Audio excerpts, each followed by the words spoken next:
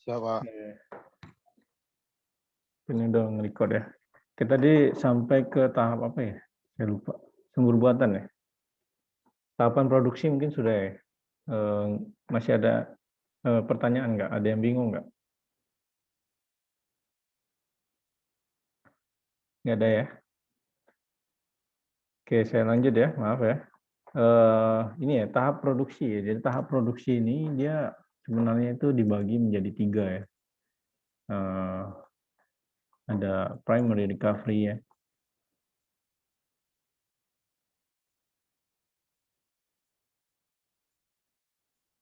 Recovery. Bisa ngetik di sini.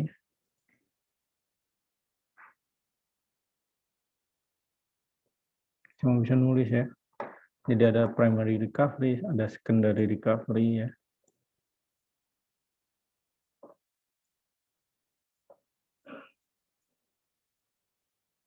Ada tertiary ya.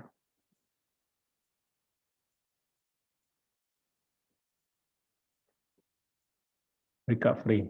Jadi untuk tahapan sumber alam dan sumber buatan ini kalau nggak salah itu masuk ke tahapan dari primary recovery ya, atau metode produksi yang utama ya. Lalu selanjutnya ada namanya saat si sumber alam sudah tidak mampu lagi memproduksikan minyak, lanjut ke sumber buatan ya, kita memasakkan pompa ke tiap-tiap sumurnya ya. Jenis-jenis pompa pompa produksi itu udah banyak ya. Jadi ada ISP, ada yang pompa anggo ya. Pompa anggo itu biasanya yang kalian lihat mungkin di Jambi udah banyak ya. Di Pertamina Kenali Asam itu ada pompa yang naik turun itu ya. Nah, itu namanya kita kenal dengan sakerut ya. Nah, ada banyak sekali jenis pompa untuk memproduksikan minyak ke permukaan itu ya.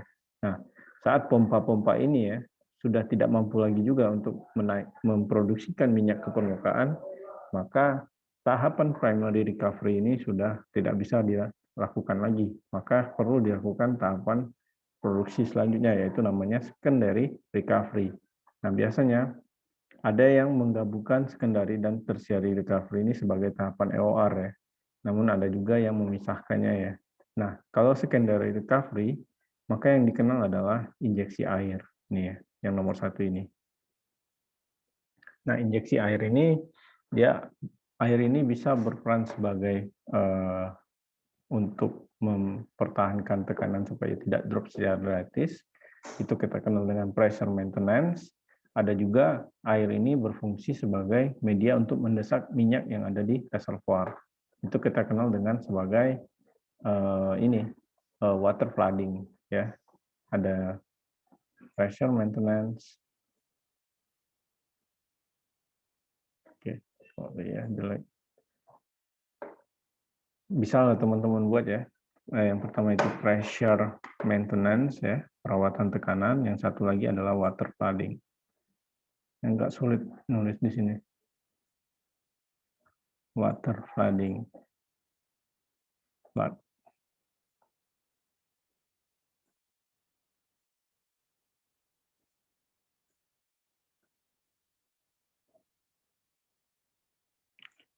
Nah itu ya. Jadi ada juga sebenarnya injeksi gas ya. Jadi nggak cuma injeksi air. Di mana injeksi gas itu mungkin ada banyak jenisnya lagi ya. Tapi injeksi air dan injeksi gas ini kalau nggak salah itu masih ke tahap secondary ya.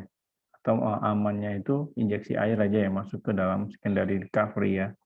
Lalu apabila si injeksi air ini juga sudah tidak mampu lagi untuk memproduksikan minyak ke permukaan, maka yang dilakukan adalah ke tahap yang terakhir yang kita kenal dengan tertiary recovery, di mana tertiary recovery-nya adalah metode produksi tahap lanjut, atau kita kenal dengan tahapan injeksi EOR ya. EOR-nya adalah singkatan dari Enhanced Oil Recovery, di mana tahapan EOR ini dia hampir sama ya dengan si secondary recovery, cuman fluida yang diinjeksikan itu bukan cuman air ya, tapi ada banyak jenisnya. Ada injeksi panas ya, injeksi panas ini dia menginjeksikan fluida yang panas ke dalam reservoir ya, tujuannya untuk menurunkan viskositas minyak yang ada di reservoir. Nah itu ya, dia injeksi panas ini ada banyak, ada half and puff ya, jadi dipanaskan dulu sumurnya selama beberapa waktu, baru diproduksikan. Itu ya. Nah itu ada di Chevron ya, dia pakai metode ini.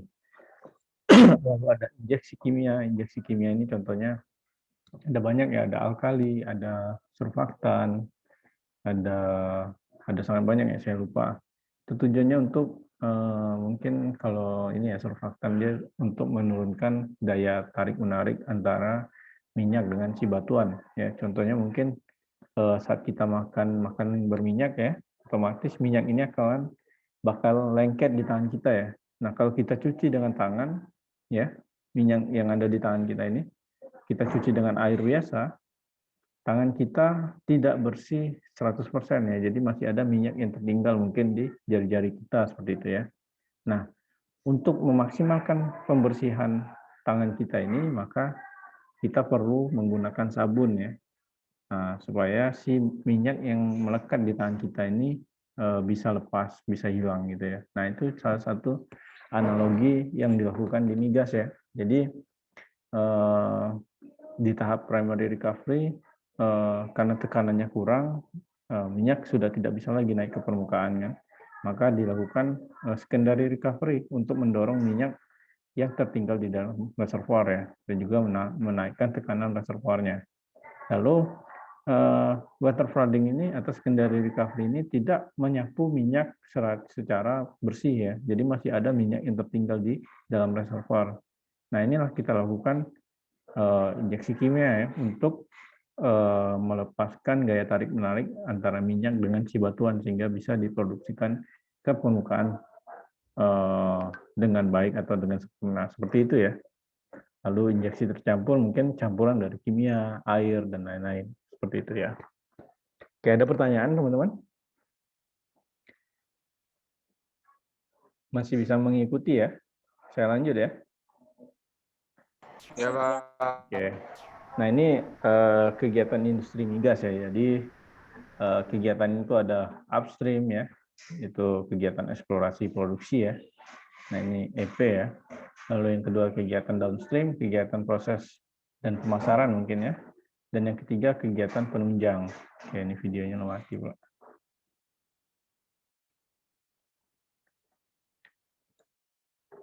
Ya. Nah, kegiatan upstream ini yang saya jelaskan tadi yang dimulai adalah dari kegiatan eksplorasi sampai ke tahapan produksi. Ini adalah masuk ke kegiatan upstream ya. Lalu kegiatan downstream mulai dari setelah di ini ya.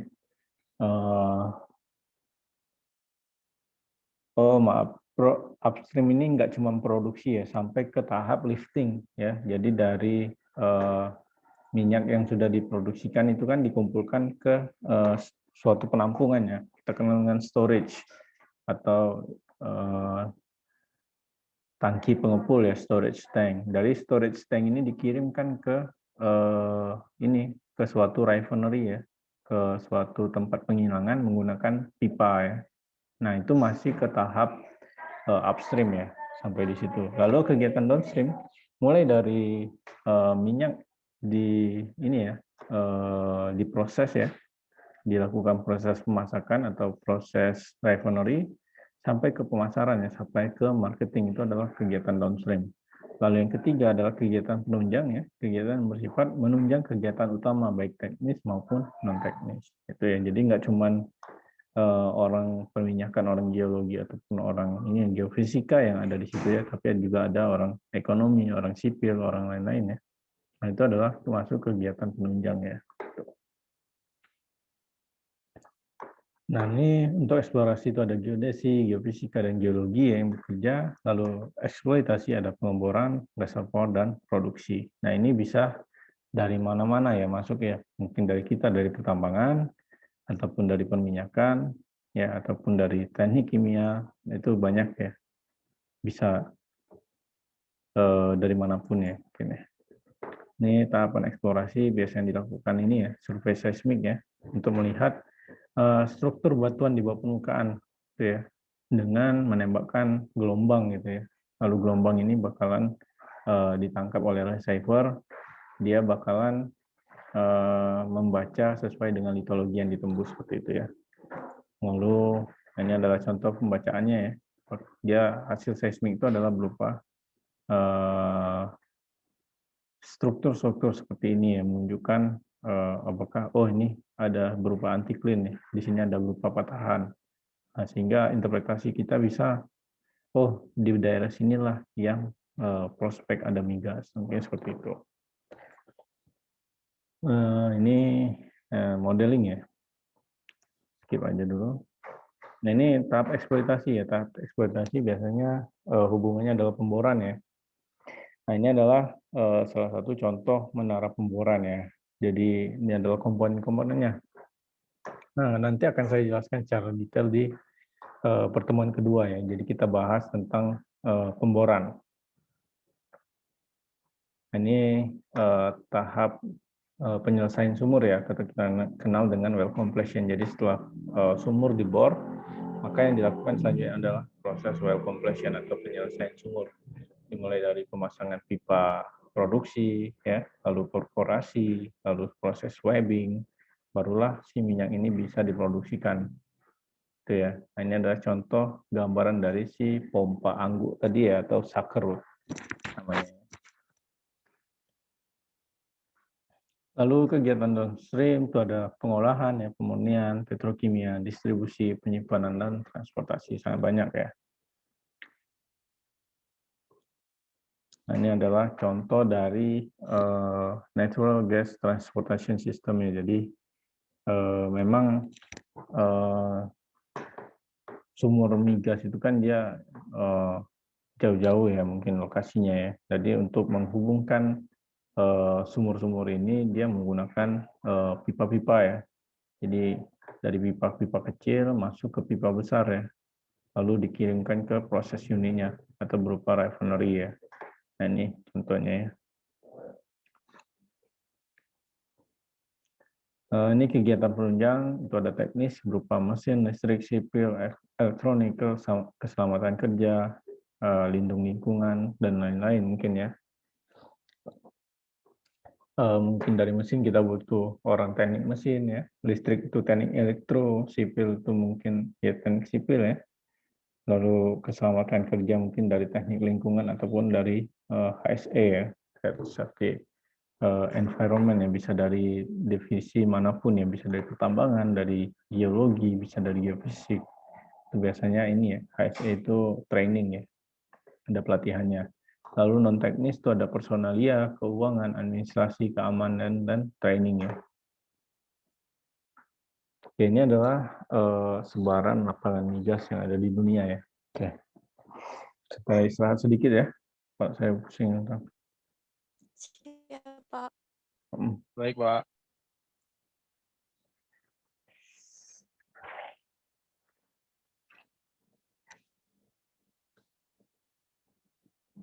Ada pertanyaan nggak kira-kira tadi? Ada Pak, yang izin ya, Pak. silakan. Baik, Pak. Saya Meliana, Pak. Jadi kalau saat kita melakukan eksplorasi itu kan di setiap cekungan itu kemungkinan bakal ada dry hole kan, Pak. Nah, Iya. untuk penyebab dari dry hole itu apa ya, Pak? Makasih, Pak. Oke. Siapa tadi namanya?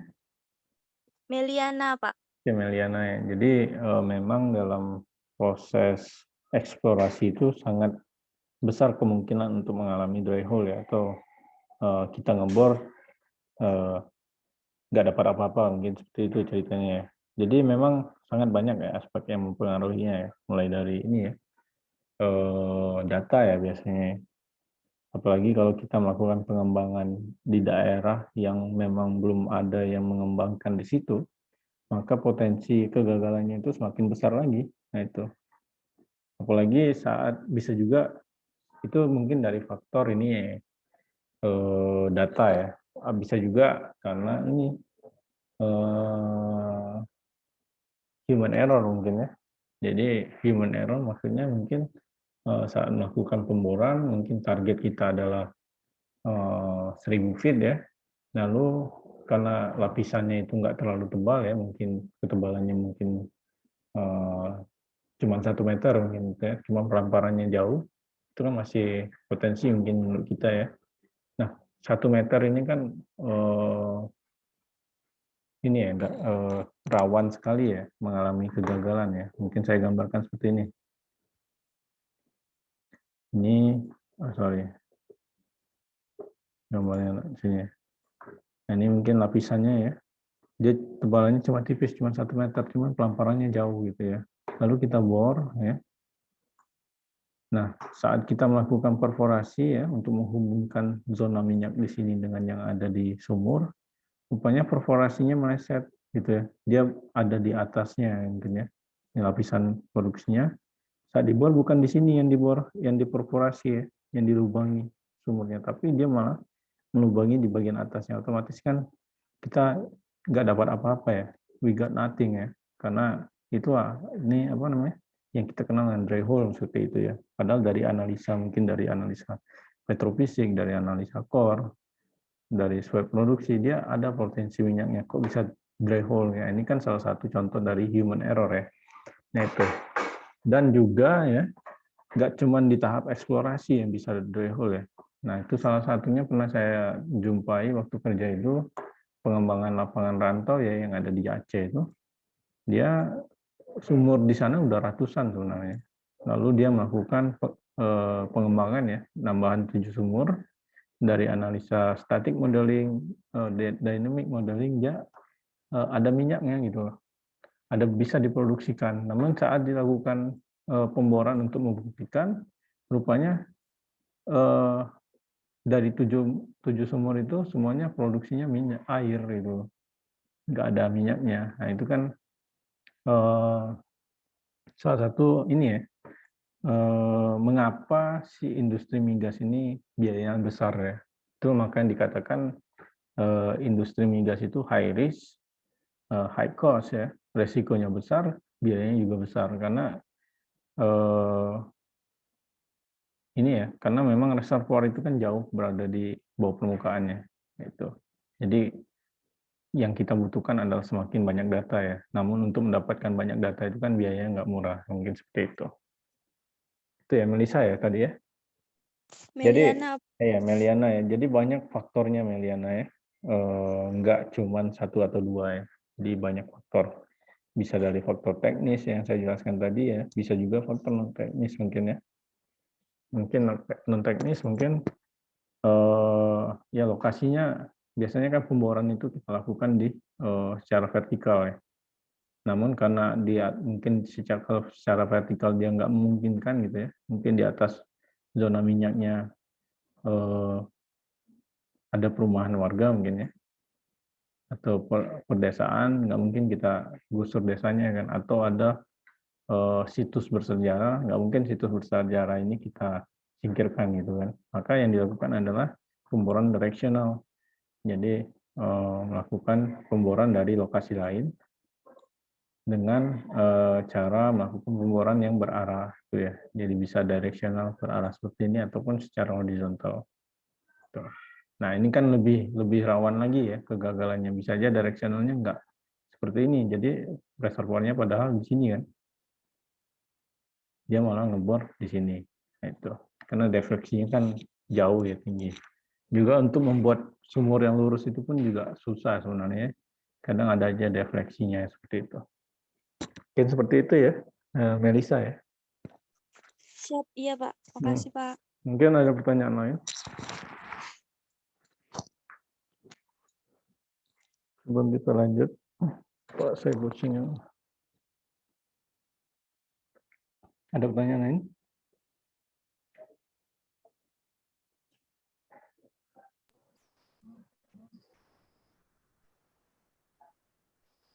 Ini Tidak, Pak. nggak ada ya. Jadi ini saya lanjut ke slide ya.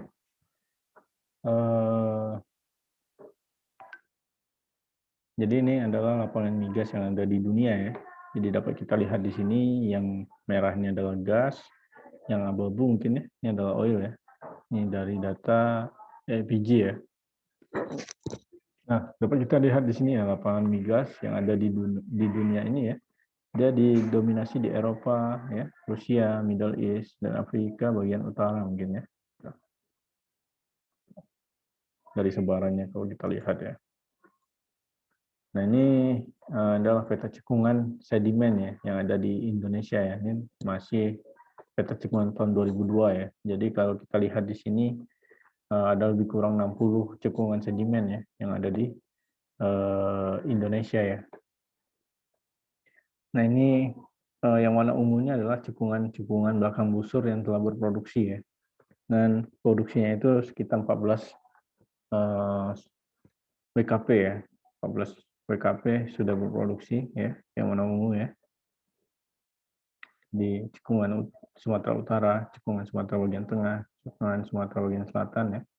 Ada selatannya ada Palembang dan Subjambi ya.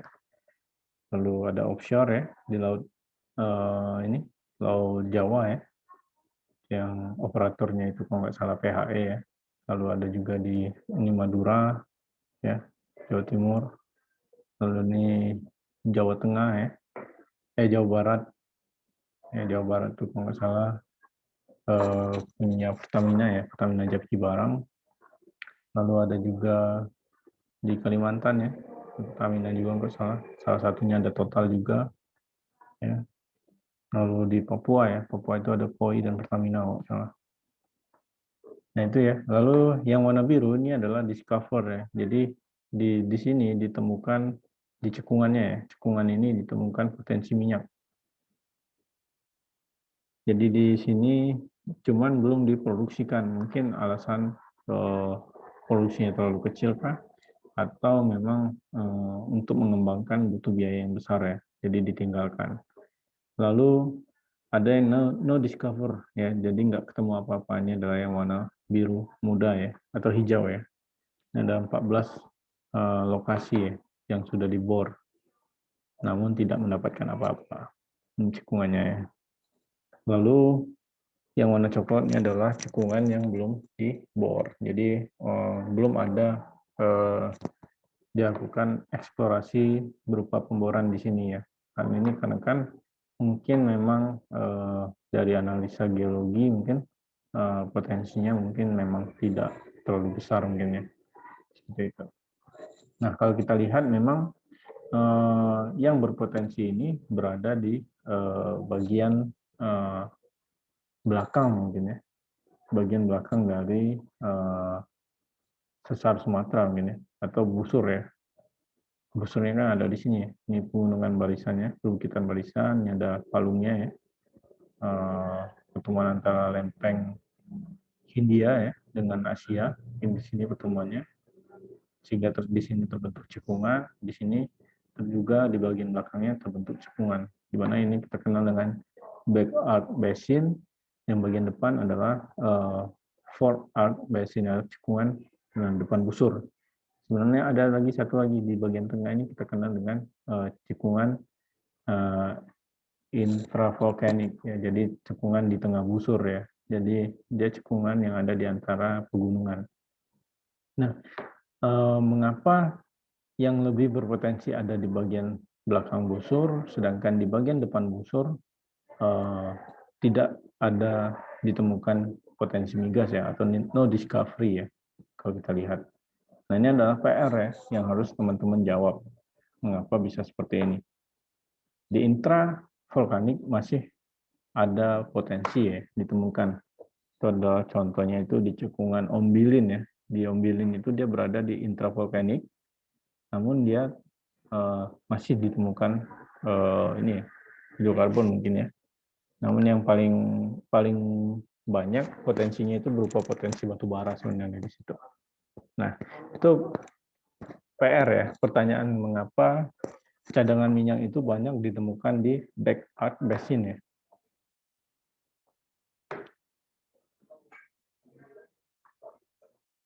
Ini Back Arc Basin ya. Yang mana ungu? Back Arc Basin. Back arc kayak belakang busur. Ini fore arc.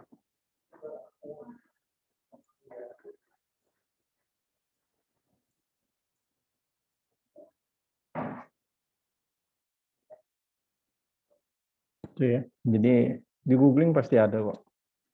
Saya yakin. Oke, lanjut ya.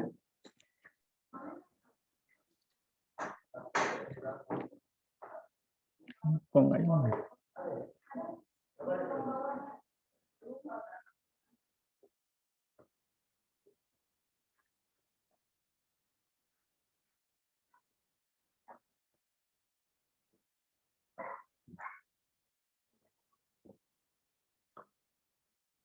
Nah, ini asal-asal minyak ya.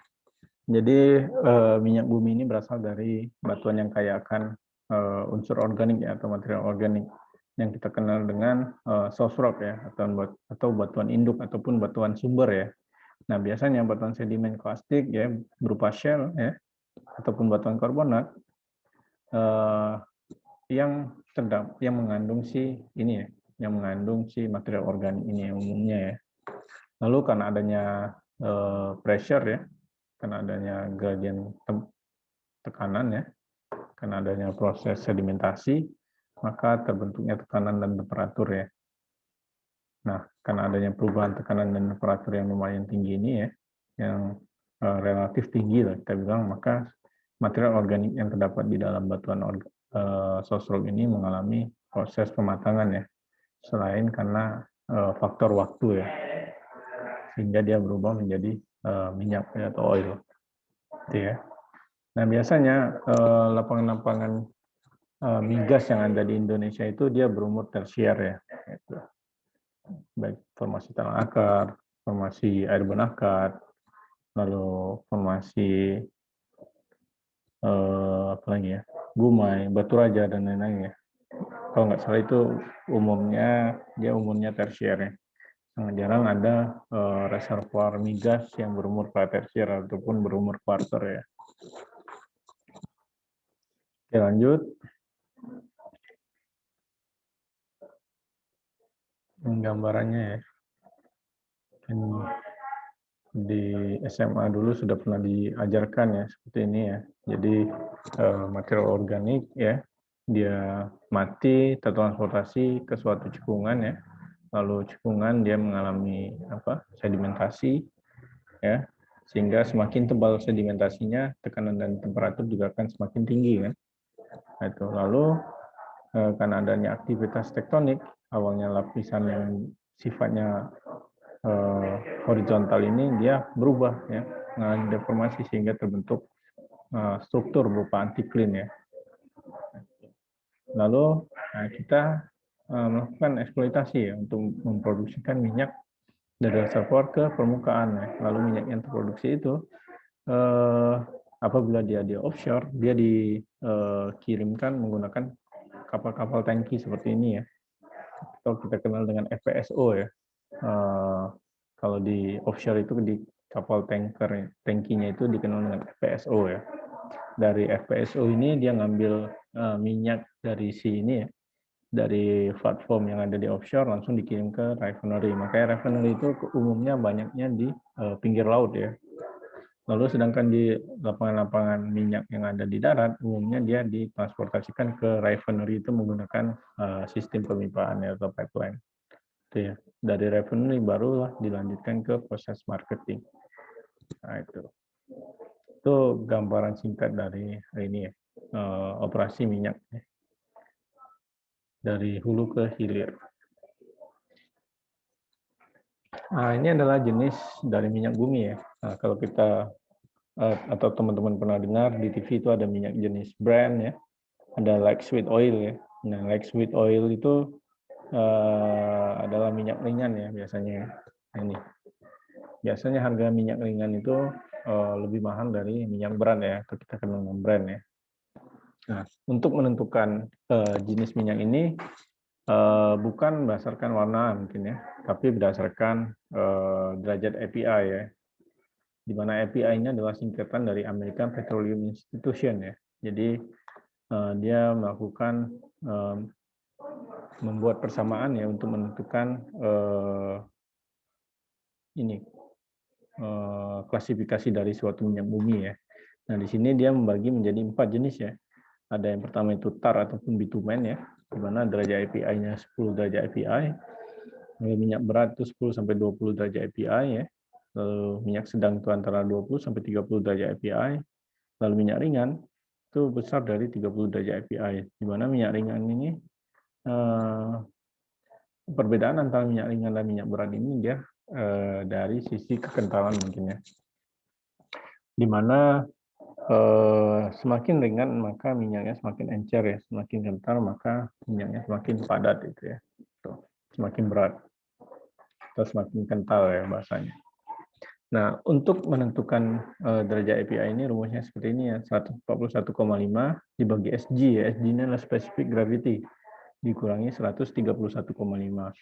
Jadi kalau oil, Sg itu adalah perbandingan dari kalau minyak ya, perbandingan Sg oil itu adalah perbandingan dari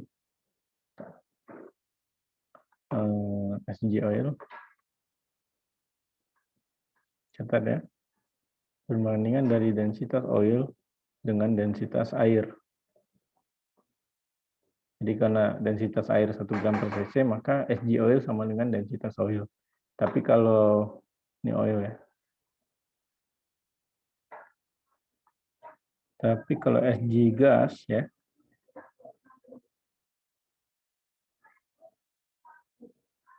maka rumusnya itu adalah densitas dari gas ya dibagi densitas udara, itu konstanta ya. Tuh. Jadi ini rumus untuk mencari Sg ya. Saya makin pusing ya. Itu ya. Jadi misalkan contoh ya, Sg minyaknya adalah 0,8 ya. Densitas oilnya adalah 0,8 dibagi 1 gram per cc, maka nilainya sama ya. Maka 141,5 dibagi 0,8 dikurang 131,5, maka mungkin nilainya berapa gitu. Nah, nanti nilainya kita masukkan ke parameter yang mana. Apakah dia masuk ke antara 10 sampai 20, ataukah 20 sampai 30, ataukah besar dari 30. Kalau dia besar dari 30, maka jenis minyaknya adalah minyak ringan. Seperti itu. Oke ya. Atau mau dicoba, silakan dicoba dulu ya.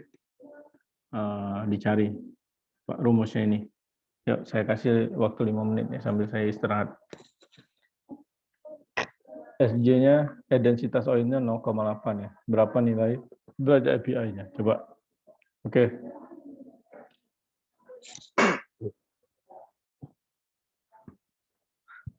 Siapa nih mau yang ngerjain? Eslan, coba Eslan.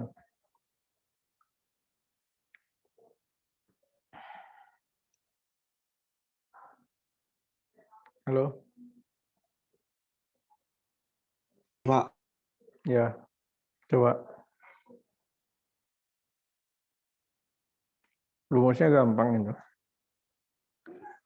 Jadi 141,5 dibagi 0,8, selesaiin dulu itu, baru dikurangi 131,5. Coba. Sebentar, Pak. Ya.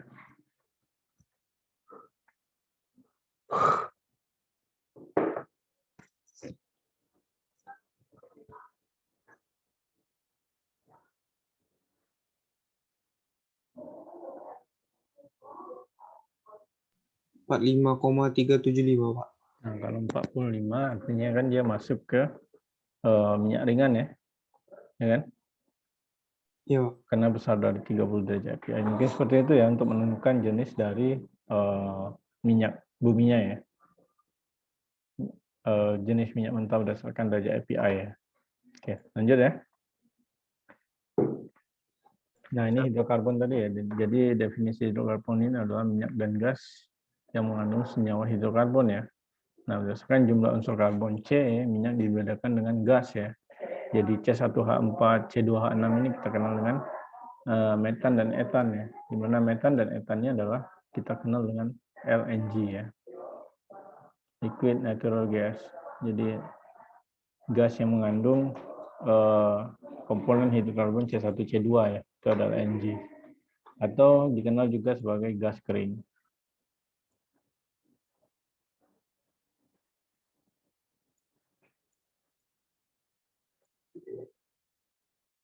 Itu ya.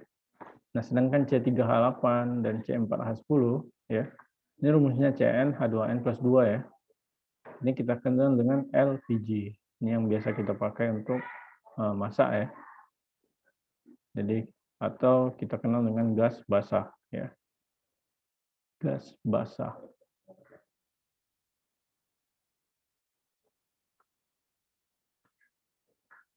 Nah, maksudnya gas kering ini dia jadi di dalam reservoir dia berupa gas kering ya. Di permukaan dia adalah gas kering juga. Jadi ada penurunan tekanan dia tetap berupa gas kering.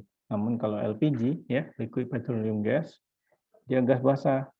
Jadi definisinya itu di reservoir dia di tekanan yang tinggi dia gas kering.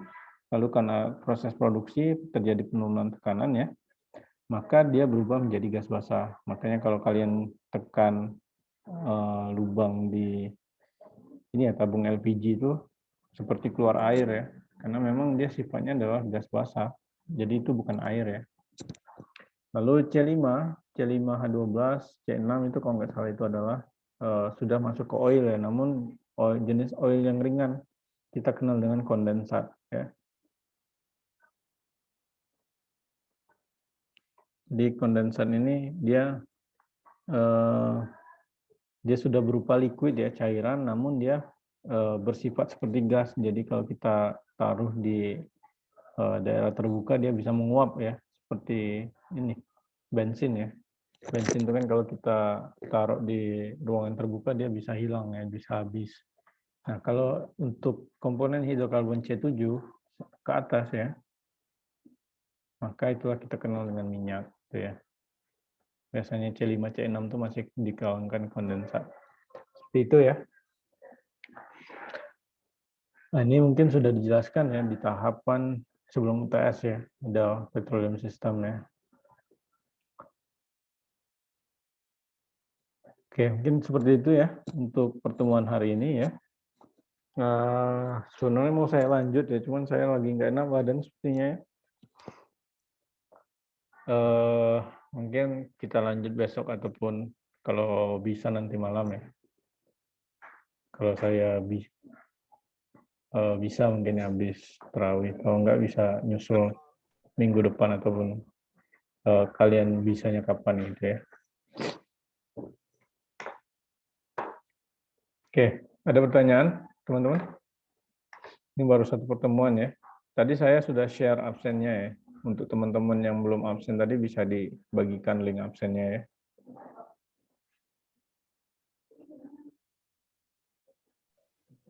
Baik, Pak. Saya akhiri ya kalau memang nggak ada pertanyaan ya. Atau ada pertanyaan? Nggak ada ya. Oke, saya akhiri ya pertemuan hari ini. Semoga bermanfaat lah ya apa yang saya bagikan hari ini. Saya akhiri. Wassalamualaikum warahmatullahi wabarakatuh. Waalaikumsalam warahmatullahi wabarakatuh. Oke, terima kasih ya. Saya undur diri. Oke, Pak. Terima kasih.